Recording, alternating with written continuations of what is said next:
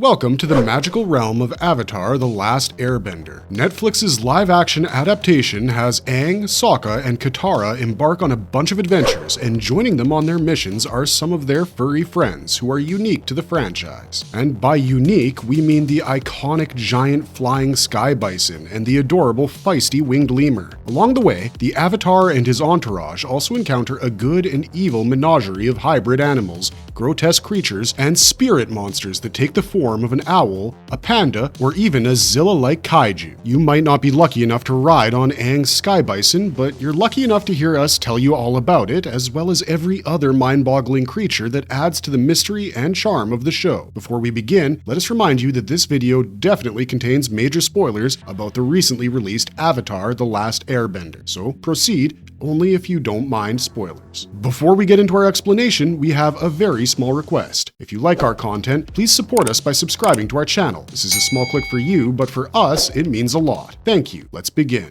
Appa! Yip yip!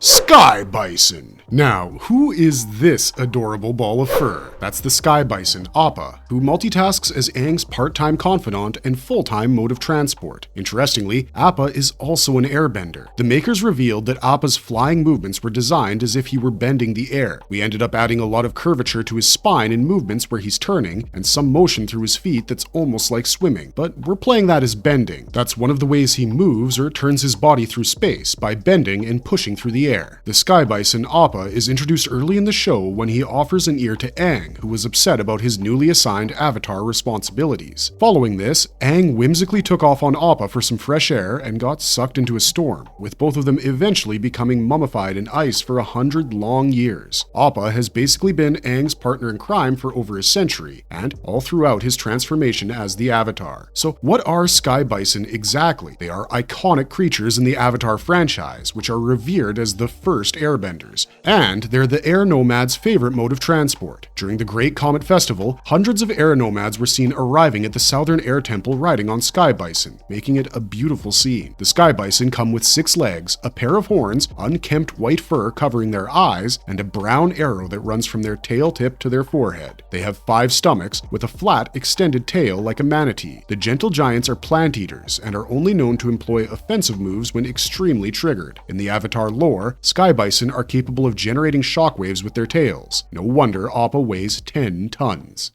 What is that? A winged lemur!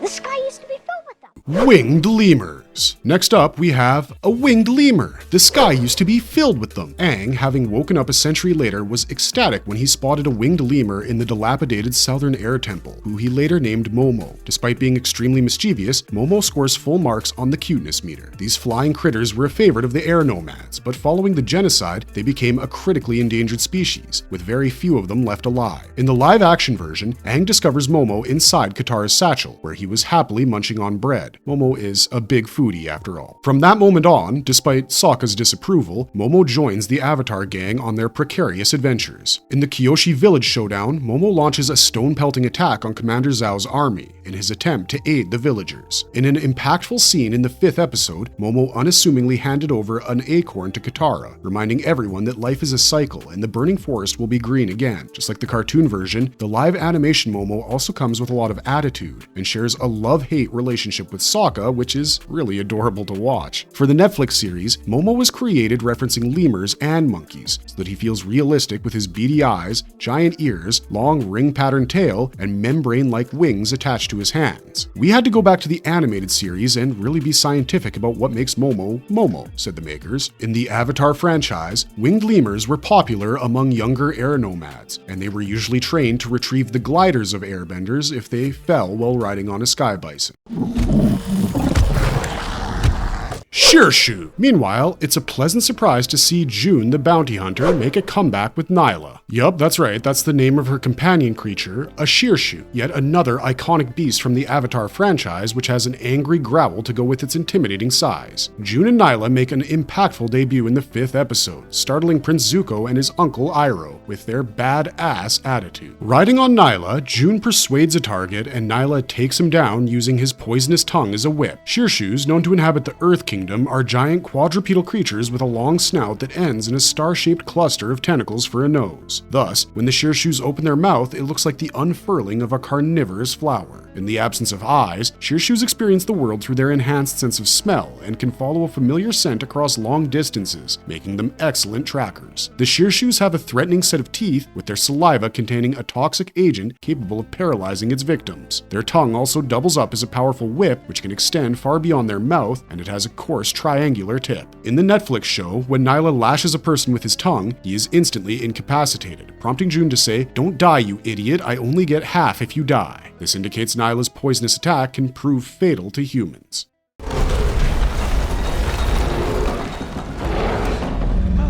Badger moles. Our next mystical creature is the badger mole from the Earth Kingdom, and before we delve into their peculiar abilities, here's the story behind their significance in the Avatar universe. It's a tale of two lovers. Oma and Shu met on top of the mountain that divided their two villages. The villages were enemies, so they couldn't be together, but their love was strong, and so they found a way. They learned earthbending from the badger moles, becoming the very first earthbenders. Unlike the cartoon, the live-action show depicts both Oma and Shu as women, doubling down on the forbidden aspects of their romance and representing the badger moles as an odd sort of LGBTQ+ ally. In the Avatar lore, the badger moles are giant, furry, visionless animals that partially resemble bears. They live in the subterranean depths of the Earth Kingdom, which explains their appearance in the 4th episode of the Netflix series titled Into the Darkness. Being sightless mammals, they use their olfactory senses and sensitive whiskers to inspect objects. Interestingly, they judge the environment around them through their ability of earthbending. The badger moles get a unique twist in the series with their ability to turn non-hostile when they sense love and affection. This is explored in the show when Sokka and Katara encounter a badger mole while navigating the secret tunnels and are chased down by the growling creature. Cornered against a dead end, as Sokka and Katara prepare to be eaten alive by the badger mole, they hold hands, and the beast suddenly appears to retreat, allowing Katara to decipher the truth behind the saying, "Love is brightest in the dark," from Oma and Shu's love story. Katara explains that the badger mole spared them by sensing the affection between the siblings. They don't navigate by sight, but by feeling. They sense feelings and react to them. Anger, fear, but mostly love. This particular badger mole also appeared to respond to Sokka's request to show them the way to King Bumi's palace.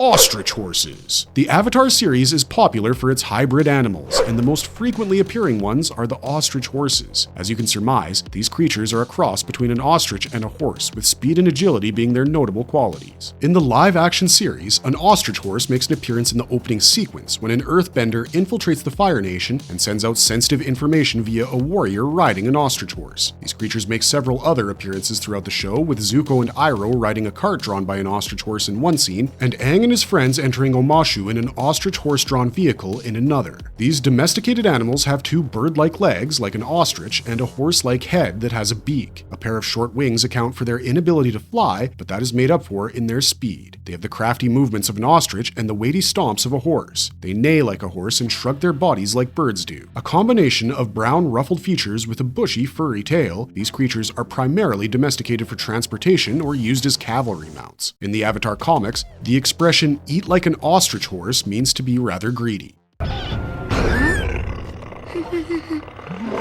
Goat gorillas. Another hybrid animal from the Avatar cartoon that features in the live-action show is the goat gorilla, though only in the form of statues. King Bumi's palace is decorated with multiple goat gorilla structures, especially the dining space, where he hosted Aang. The goat gorilla's appearance on the show is limited to its inanimate presence, while in the cartoon, King Bumi had a domesticated goat gorilla called Flopsy. As the name suggests, these beasts were a combination of the might and size of a gorilla, the face of a goat, the agility of a rabbit, and were found in the forested areas of Earth Kingdom. When domesticated, they became really docile, even allowing their bellies to be scratched. In the cartoon, after Omashu fell to the Earth Nation's attacks, Flopsy was captured by the Firebenders, but was later rescued by Aang. The real reason why Flopsy didn't make it into the Netflix show, as explained by Avatar showrunner Albert Kim, he was a pet, so it wasn't a huge sacrifice to not have Flopsy.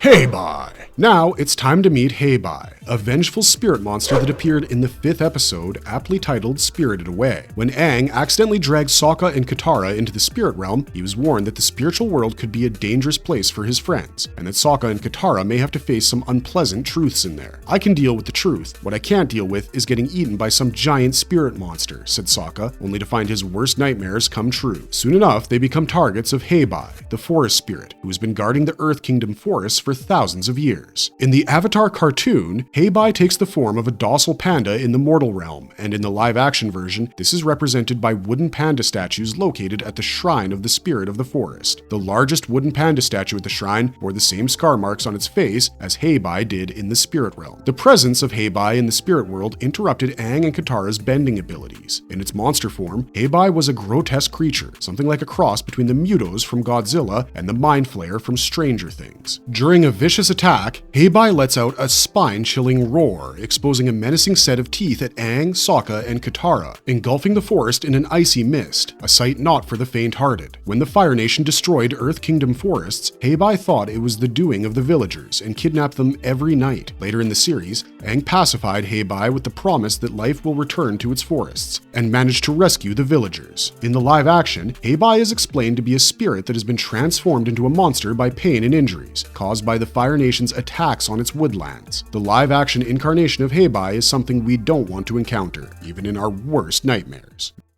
Do you always make jokes when you don't want to talk about something? What? That's not what I do. Three-tailed fox. This brings us to the enigmatic fox spirit, whom Sokka encountered while evading Heibai in the forest. It is she who told Sokka that Heibai is acting out because it's hurt. That's what pain does to you. It changes you into something that you're not. Sokka was visibly startled both by the fox's ability to talk and her wisdom. Later in the series, it's revealed that the cryptic three-tailed fox was actually Princess Yue of the Water Tribe in the north. Towards the end of the show, when Sokka meets Princess Yue in Agna Kalai, he is struck by a sense of familiarity. Sokka also notices that the princess is wearing the same ring he spotted on the fox spirit's tail. Further, when the princess indirectly referred to their conversation in the forest, Sokka realized the fox spirit and Princess Yue were actually the same entity, and sort of fell in love with her. And remember, stay on the path. Wan Shi Tong. That's not the only talking creature that Aang and his buddies encountered in the spirit realm. They were also visited by the ancient and wise spirit of Wan Shi Tong, who takes the form of a gigantic owl and has a great sense of humor. Speaking in a deep voice, Wan Shi Tong reveals himself to be the spirit of knowledge and warns Aang that his human friends are trespassers in the spirit realm. Interestingly, only Aang can understand what Wan Shi Tong was saying, while to Sokka and Katara, it sounded like a lot of hooting from a big owl. Wan Shi Tong solved the mystery for us when he told Aang, "They don't hear what you hear. Their small minds are incapable of comprehending my speech." He explained that as the Avatar, Aang is meant to have one foot in the spirit world. Before unfurling his humongous wings and flying away into the forest, Wan Shi Tong delivered the premonition that the forest poses a threat to Aang's human friends. It's my old friend, the Avatar. Ko the Face Stealer. The threat Wan Shi Tong warned them about arrived in the form of Ko, a primal, malevolent spirit who feeds on the souls of its victims and steals their faces to wear them as masks, thus earning him the title Ko, the Face Stealer. Ko takes the form of a giant centipede with the face of a spider-like creature. Ko is probably the deadliest villainous entity that Aang encountered in Season 1. In the mystical forest, Sokka and Katara are engulfed by the fog of lost souls, an area that is haunted by Ko. It is a realm of despair and doom that preys on the victim's darkest secrets and deepest traumas. Sokka and Katara, who yearn for their parents, experience tragic visions of them in the fog of lost souls. Looking for his kidnapped friends, when Aang arrived in Ko's territory, he managed to resist the luring visions that Ko generated in an attempt to trap the Avatar. Ko holds a grudge against the Avatar because a certain past incarnation of the Avatar once tried to slay him, and another stole something of importance from him. Later in the series, it is revealed that Krunk was the Avatar who wanted to destroy Ko for preying on his lover, Umi, and Roku was the Avatar who pilfered a pendant from Ko's mother, the Mother of Faces. Aang eventually returns the totem to the face-stealing monster, which shows gratitude by releasing Sokka, Katara, and other kidnapped villagers from the fog of lost souls.